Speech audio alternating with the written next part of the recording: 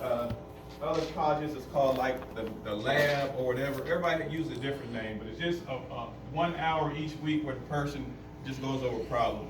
So this is a recitation from MIT on the chain rule. And so they're going to go over a problem on the chain rule. It's an interesting problem. And so it's going to go to a point where I'm going to pause the video and I'm going to let you try the problem, do it on your own, and then I'm going to play the solution.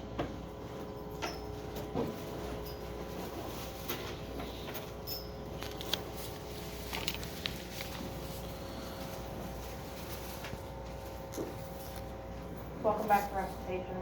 In this video segment, we're going to look at the chain rule, and specifically, we're going to answer a question that I've placed on the board.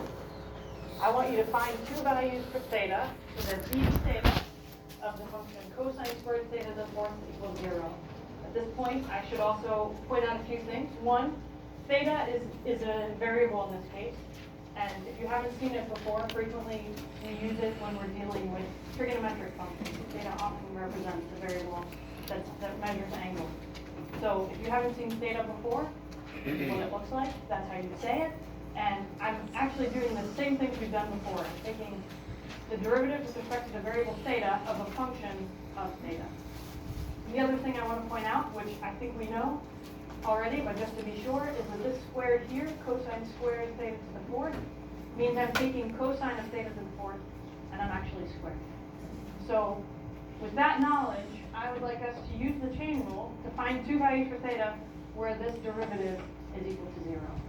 So I'll give you a moment to take a stab at finding the derivative, setting it equal to 0 and finding some values for theta that make this equation, the derivative equal 0, and we'll come back and then I'll work it out as well. All right. See if you can solve that guy. Obvious, but I don't believe pi is one of them. Let me go ahead and play it. Okay, so the first thing we obviously need to do is be able to take the derivative. And I'm sorry, before I play it, she's going to do it in the fashion, you know how when you select u, she's going to do it in the fashion where you select like two different variables. That's not a method I recommend. So she's going to actually use two dummy variables for this problem. I would prefer you just say u equals cosine theta to the fourth and do that derivative mentally, but she's actually going to make another variable that equals theta to the fourth. So it's going to look a little different, and that can become a little confusing. So I don't really endorse that methodology, but that's how she's going to attack it. The answer should be the same at the end. Of this function on the left-hand side. And I should say it's a little more complicated than an example you saw in the lecture, because in the lecture you were given an example with just two functions. So I want to write it a little differently just to show very obviously what the three functions are we're proposing. So this function, I can rewrite it as cosine theta to the fourth. There we go. And then I square that whole thing. That's really what the function is. Okay, so we can see what is the outermost function here. The outermost function is actually the quantity of something squared. So the outermost function is x squared. What's the next function in this composition? The next function in is the cosine function. And then the last function in is the function taking something, raising it to the fourth. So it's very important you understand sort of the composition, which is the outermost function, which is the innermost function, in order to do this chain rule. Now, as you saw in recitation, you were given the example, you had y as a function of t, sorry, not in recitation. In the lecture, you were given y as a function of t or a function of x, and then you had to put one other variable in the middle. Here we're going to have a composition of three functions, so we need to have two other things sort of in the middle. So let's write this out first. The outermost function, we'll call the whole thing y. So y is equal to x squared is the outermost function. So then this whole thing is x now. So then we'll write x is equal to cosine of w. Okay? And then w is equal to theta to the fourth. Okay, again, this is what you saw before in the lecture. So you write the outermost function, and then that function is a function of cosine of another one, cosine of w, and w is a function of theta to the fourth. So if I put all these back together, I have theta to the fourth in here, and then I square that, and I come back to the function I wanted. Now, we know from the lecture what we need to do to find essentially dy d theta. That's what we're looking for. Okay, so dy d theta, you'll see, you remember from the lecture, it should be dy dx times dx dw times dw d theta. Okay, so it's slightly more complicated than we saw before because there's one more term. Okay, so now let's work out what these are. Well, dy dx is fairly straightforward. Dy dx is just 2x. And then dx dw, well, what's the derivative of the cosine function? The derivative of cosine is negative sine, so this is times negative sine of w times, and what's dw d theta? So w is a function of theta to the fourth, so dw d theta is 4 theta to the third.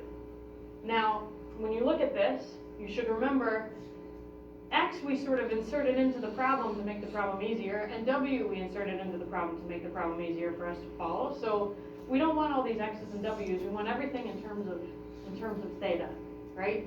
But what is w? Well, w is theta to the fourth, so I can replace that by theta to the fourth. And what is x? X is cosine w, but w is theta to the fourth. So x is actually cosine of theta to the fourth.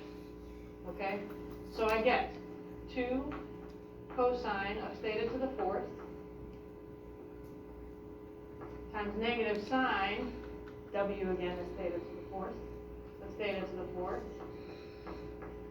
times 4 theta to the third. And let's make this nicer.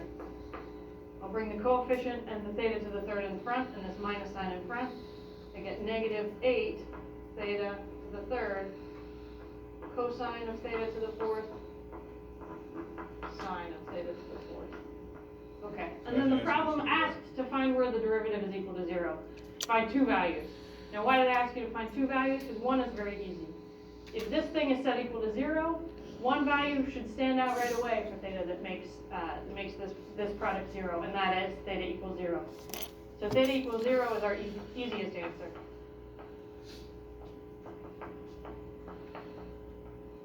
Okay. So if you didn't do that, then you wanted the more challenging stuff. You could have done the other things also. So what about cosine theta to the fourth? If we want a product of 3 things to be 0, then at least one of them has to be 0. So I could have set cosine theta to the fourth equal to 0.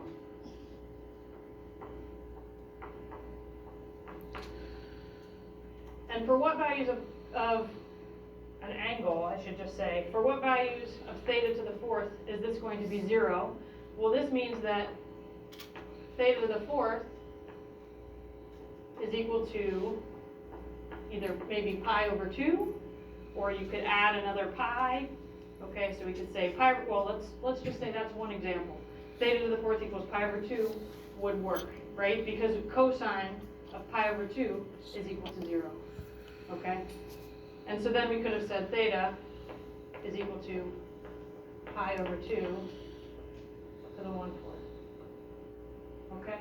That's another example there. We could have also done, we could have added pi to this and gotten another answer, but I only asked for 2. So I guess that I'm allowed to stop there. All right, any questions about that? So, yes, sir. So, you said pi over 2 to the power of 1/4, so that minus raised to the 4th power is equals pi over 2. Right, so saying pi over 2 to the 1/4 is the same thing as like saying the 4th root of pi over 2. So if you set pi to the 1/4 power, that would work? No, because cosine of pi is 0. Cosine of pi is -1. You want that part, you want.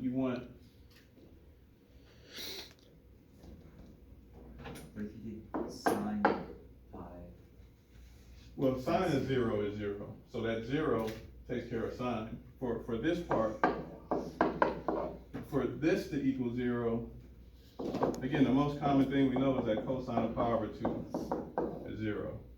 Cosine of pi is not 0, cosine of pi is -1.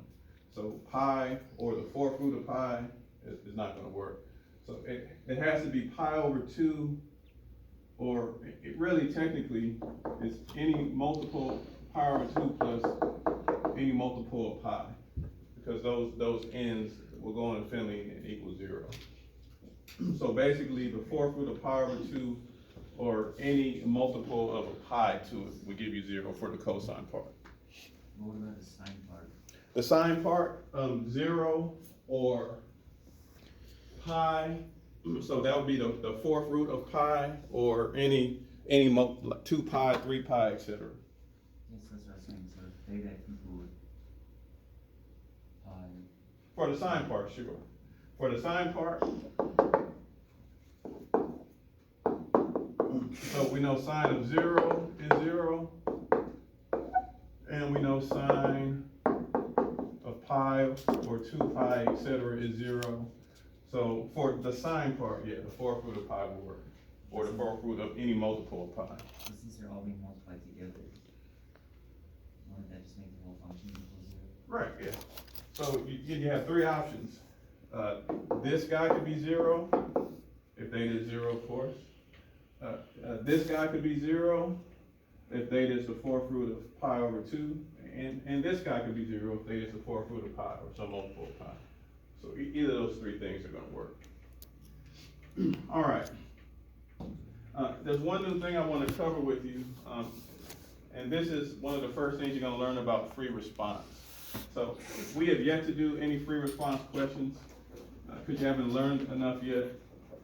But I'm gonna be honest with you, after we practice this for so long, the multiple choice questions are gonna become very easy for you, because we're gonna be doing them forever. It's like, even this chain rule, after doing it for so long, if you just apply yourself, you have no choice but to get good at it. So rarely is the multiple choice an issue. You can ask people that are still here that took the class last year. The multiple choice is a breeze. The fire is the free response. And last year, they gave about the hardest free response that I've seen. So I want to introduce this problem. And so this is a derivative, really it's a derivative approximation from tables.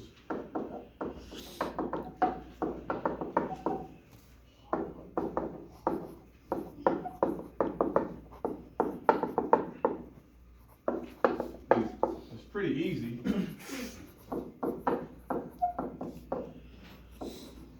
So everything about the free response is not difficult. This is probably the easiest part you'll see.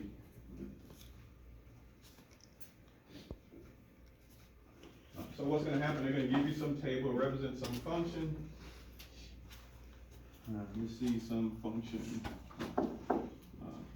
or there's some function R of t. And I have these different values for t.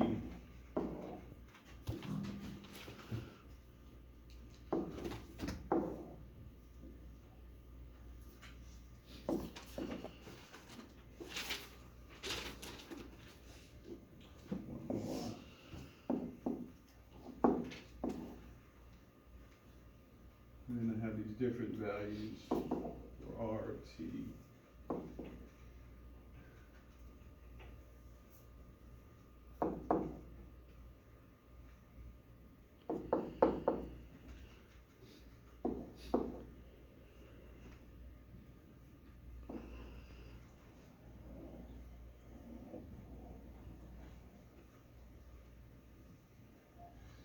All right, so they're going to give you some function, some table, represent some function. They're going to tell you the function represents something. I don't know, say R of t represents recipes. I don't know, something that starts with R. It's a function R of t. And it's going to say for selected values of the function, based on some other stuff they're going to ask you, like when you get into like the Riemann sum and all this type of stuff, they're going to have to tell you if the function is increasing or decreasing. They have to tell you. I know my numbers are not doing anything, they're kind of changing. But even if all of my numbers were increasing, that doesn't mean the whole function is increasing, because these are selected values. So they have to tell you up here whether the function is increasing or decreasing. But basically, for this problem, they're gonna ask you to approximate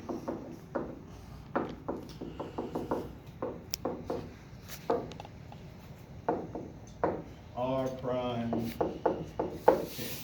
That's the problem.